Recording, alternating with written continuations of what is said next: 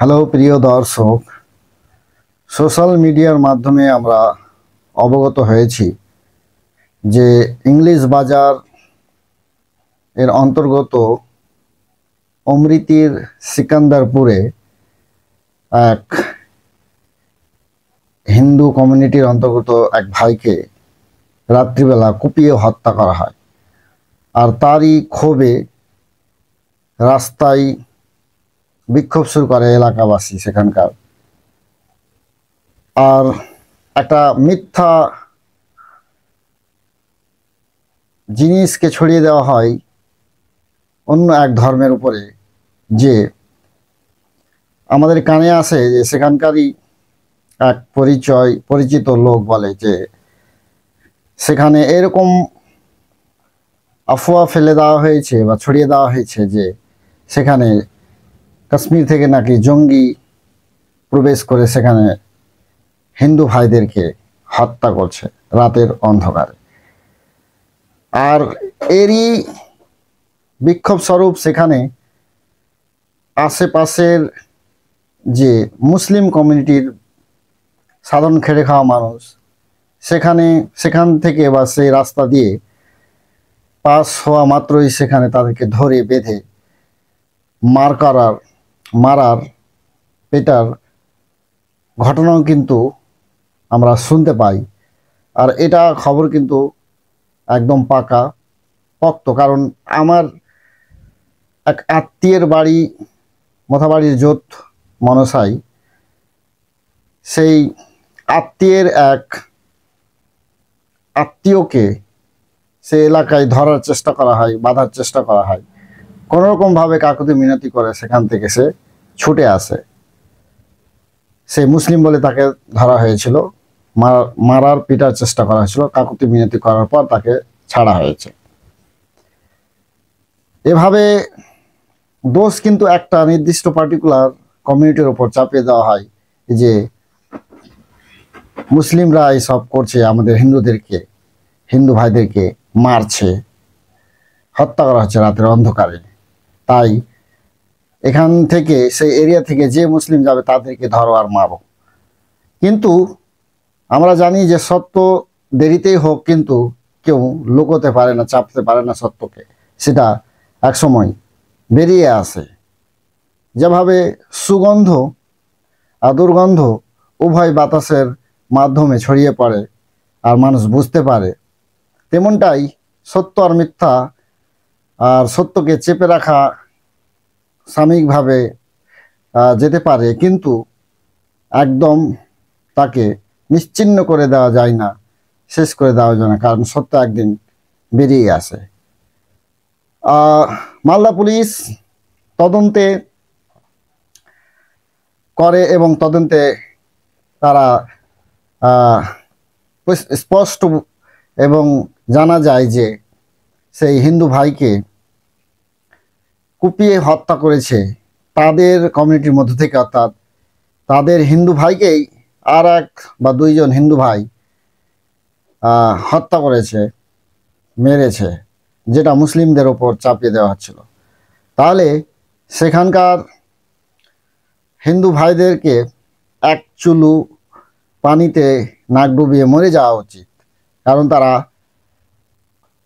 এমনি এক অন্য জাতির ওপরে দোষ চাপাচ্ছিল। কারণ ধর্মের যে বিদ্বেষের বিষ এখন সারা ভারতবর্ষে ছড়িয়ে পড়েছে, আর কার জন্য ছড়িয়ে পড়েছে, কারা এই বিদ্বেষের বিষকে বাতাসের মতো ছড়িয়ে দিচ্ছে আমরা ভালো করেই জানি। কোন রাজনৈতিক বলার আর কিছুই নেই। তো সেখানকার হিন্দু ভাইরা যে অন্য এক ধর্মের উপরে দোষ চাপা ছিল সেটা কিন্তু ভুল প্রমাণিত হলো। তাদের মধ্য থেকেই দাঙ্গা লাগানোর জন্য মুসলিম আর হিন্দুদের মধ্যে যে সম্প্রীতির সম্পর্ক সেটাকে ভেঙে দিয়ে একটা বিশৃঙ্খলার সৃষ্টি করার চেষ্টা সম্পূর্ণভাবে আর প্ল্যান মাফিকভাবে পুরো ভারতবর্ষে এখন চলছে। কারণ কিছু সুবিধাভোগী রাজনৈতিক দল নিজের সিটের অস্তিত্ব, নিজের রাজ্যত্বের অস্তিত্বকে টিকে রাখার জন্য এই সাধারণ মানুষের মধ্যে ধর্মের বিদ্বেষের বীজ ছড়ানোর প্ল্যান মাফিক করা হচ্ছে আর করছে। তো যাই হোক, সেখানে সোশ্যাল মিডিয়া থেকে রিভাইভ পলিটিক্স বলে একটা পেজ আছে, সেখান থেকে আমি কিছু ইনফরমেশন পাই। সেখানে বলা হয়েছে এইভাবে: ইংরেজ বাজারের অমৃতির সেকান্দারপুরের রাত পাহারাদার যুবককে খুনের ঘটনায় 2 দুষ্কৃতীকে গ্রেপ্তার করল পুলিশ। ধৃত বিশ্বজিৎ রবিদাস এবং উত্তম ঘোষ সেকান্দারপুর এলাকার বাসিন্দা। অর্থাৎ বিশ্বজিৎ রবিদাস এবং উত্তম ঘোষ সেই গ্রামেরই বাসিন্দা, আর সেই গ্রামেরই নিজের কমিউনিটির ভাইকে কুপিয়ে হত্যা করা হয়। আর অনেক আমরা খবরে হাস্যকরভাবে এটাকে পরিবেশন করা হয় যে ভুলবশত কুপিয়ে ফেলে রাতের অন্ধকারে। কি হাস্যকর ব্যাপার! ভুলবশত কাউকে আবার খুনও করা যায়, এটা প্রথমবার সে কিছু কিছু মিডিয়া থেকে শুনতে পাওয়া যাচ্ছে এখন। তো যাই হোক, পুলিশের দাবি জিজ্ঞাসাবাদে খুনের কথা স্বীকার করেছে 2 দুষ্কৃতী। এর আগে গত বুধবার রাতে এলাকায় পাহারা দেওয়ার সময় কুপিয়ে খুন করা হয় স্থানীয় যুবক শিবু মণ্ডলকে, উর্ফে নিমাইকে। তাকে বাঁচাতে গিয়ে ধারালো অস্ত্রের কোপে জখম হয় সূর্য মণ্ডল নামে আরও এক যুবক। ওই খুনের ঘটনার জেরে পরদিন সকাল থেকে উত্তপ্ত হয়ে ওঠে অমৃতি এলাকা। মালদহ মানিকচক রাজ্য সড়ক দীর্ঘ কয়েক ঘন্টা ধরে অবরোধ করে রাখেন স্থানীয়দের একাংশ। অবরোধ তুলতে গেলে পুলিশ জনতা সংঘর্ষের রণক্ষেত্রের চেহারা নেই এলাকা। এদের জন্য আমাদের রোজ রাতে 10 থেকে 15 জায়গায় ফোর্স পাঠাতে হচ্ছে। এরা এই গোটা মালদাকে উত্তপ্ত করে রেখেছে। অর্থাৎ ভালো চরিত্রের মানুষ কখনোই খারাপ কাজ করতে যাবে না, আর খারাপ কাজের সঙ্গে নিযুক্ত হবে না। এই কিছু কিছু মানুষ, কোনো ধর্মের কথা আমি এখানে বলবো না, কারণ কোনো ধর্মই খারাপ হতে পারে না। কোনো ধর্মই খারাপ কাজের সঙ্গে খারাপ কাজ করতে, অন্য কাউকে কষ্ট দিতে শেখায় না। এই মানুষ হচ্ছে সব থেকে, মানুষের মধ্যে থেকেই কিছু কিছু মানুষ হচ্ছে সব থেকে জঘন্য, ঘৃণিত, একদম থার্ড কোয়ালিটির প্রাণী, যারা অন্যদের সুখ শান্তিকে ছিনিয়ে সেই এলাকার মধ্যে বিশৃঙ্খলা সৃষ্টি করে তাদের খুব ভালো লাগে এবং তারা রাজনৈতিকভাবে লাভবান হয়ে থাকে। তো বলার উদ্দেশ্য, যদি এখানে কোনো মুসলিম বেরিয়ে যেত তাহলে তো সেখানে আরো কিছু বলার নেই। এমন বোম ব্লাস্ট হতো যে পুরো ভারতবর্ষের মুসলিমকেই টেররিস্ট বলে আখ্যায়িত এরা করে দিত, এমনকি করে দেওয়া হচ্ছে। আমরা দেখছি যে এখন ভারতের বিভিন্ন প্রান্তে যে সাধারণ খেটে খাওয়া মানুষ যারা অন্য ভিন্ন রাজ্যে গিয়ে নিজ পরিবারকে ছেড়ে দিয়ে কষ্টের সঙ্গে দিন মজুর করে, প্রখর রোদের মধ্যে ফেরি করে, কিছু বিক্রি করে, তাদেরকে ধরে ধরে পিটানো হচ্ছে, মারা হচ্ছে, ফাঁকি দেওয়া হচ্ছে কিছু কিছু লোকের জন্য, যারা এইরকম বিশৃঙ্খলা সৃষ্টি করছে। হ্যাঁ, নিজের ধর্মের প্রতি, নিজের ধর্মের মানুষের প্রতি সবার একটা সিম্প্যাথি থাকে, তবে মনে রাখবেন, হিন্দু হোক, মুসলিম হোক, জৈন হোক, খ্রিস্টান হোক, যারা বিশৃঙ্খলা সৃষ্টি করছে তারা কোনোদিনও সেই নির্দিষ্ট যে ধর্মের তারা পুজো করে, যে ধর্ম মানে, সেই ধর্মের সঠিক মানুষ হতে পারে না। সে হিন্দু হোক, মুসলিম হোক, আর জৈন হোক, আর খ্রিস্টান হোক, তারা সর্বদাই খারাপ লোক। আর খারাপ লোকের প্রশাসন রয়েছে শাস্তি দেওয়ার জন্য। কারণ এখন দেশের পরিস্থিতি এমন হয়েছে যে মানুষই এখন কোর্ট হয়ে গেছে, মানুষই এখন জাজ হয়ে গেছে, মানুষই এখন জাল্লাদ হয়ে গেছে। শাস্তি তারাই সব ঠিক করছে। তো প্রশাসন বলে দেশে কিছু আছে এরকম মনে হচ্ছে না।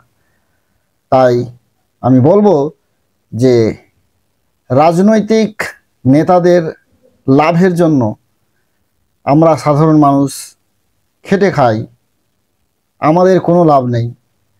কেউ যদি কোনো পার্টি যদি হেরে যায় তবুও আমাদের কোনো লাভ নেই। কোনো পার্টি যদি জিতে নিজের সরকার গঠন করে তবুও আমাদের সেরকম লাভ নেই, কারণ আমাদের খেতেই হয়।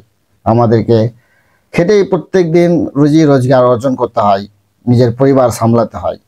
কারণ কষ্টের সময় শুধু আপনার পাশে যে হালকা আপনার কষ্ট হচ্ছে আর সেই নেতাগণ আসছে, হয়তো সামান্য একটু টাকা দিয়ে হেল্প করে আপনার পাশে দাঁড়াচ্ছে, কিন্তু তার টেন্ডেন্সি থাকছে নিজের পাবলিসিটি বাড়ানোর জন্য, নিজের ভোট ব্যাংকে বাড়ানোর জন্য। তাই সাধারণ মানুষ, আমরা হিন্দু হোক মুসলিম হোক, সবাই একের অপরের মধ্যে ভালোবাসা রেখে আমাদের যেভাবে আমরা চলছি সেভাবেই চলা উচিত।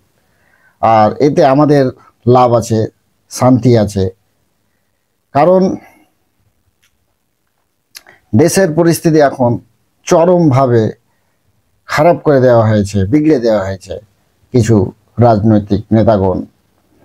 তো আমার বলার উদ্দেশ্য যে দেশের বিভিন্ন প্রান্তে ধর্মের নামে, ধর্মের চশমা পরে যারা অন্ধ হয়ে গেছে, তাদের ভাবা উচিত যে আমরা সবাই মানুষ, আমরা সবাই ভারতবাসী, ভারতেরই আমরা বাসিন্দা। অন্য কোনো দেশ যদি আমাদের উপর অ্যাটাক করে তাহলে আমাদের সবাইকে একত্রিত হয়ে আমাদের ভারতবর্ষে হয়ে লড়াই করতে হবে আর যুদ্ধে নেমে পড়তে হবে। কিন্তু নিজের দেশের মধ্যেই নিজ আমরা প্রতিবেশীকেই হত্যা করছি, নিজের প্রতিবেশীকেই ক্ষতি করছি। এতে আমাদের কোনো রকমভাবে লাভ নেই। কারণ একটা মাইনরিটি, এক জায়গাতে মাইনরিটি, সে হিন্দু হোক আর মুসলিম হোক, কোনো জায়গাতে হিন্দু বেশি, কোনো জায়গাতে মুসলিম বেশি। তো যে যেখানে কম সেই এলাকার সাধারণ মানুষরাই ক্ষতিগ্রস্ত হবে। আর এই সব কাজে কিছু ধর্মের চশমা পড়ে অন্ধ হয়ে পড়েছে এরকম লোকরা এই সব কাজ করছে। তাই আমরা হিন্দু মুসলিম সবাই ভাই, সাধারণকে আমাদের খেতে হবে। এখানে রাজনৈতিক নেতাগণ কিছুই আমাদের কাজে আসবে না। তো নিজ এলাকায় ভালোবাসার সম্প্রীতি বজায় রাখুন, সবাই ভালো থাকুন, সুস্থ থাকুন, আর একের অপরের সঙ্গে ভালোবাসার বন্ধনে আবদ্ধ হয়ে চলাফেরা করুন। আমি মোহাম্মদ তাসির শেখ। সবাই আরও একবার ভালো থাকবেন, সুস্থ থাকবেন। ধন্যবাদ।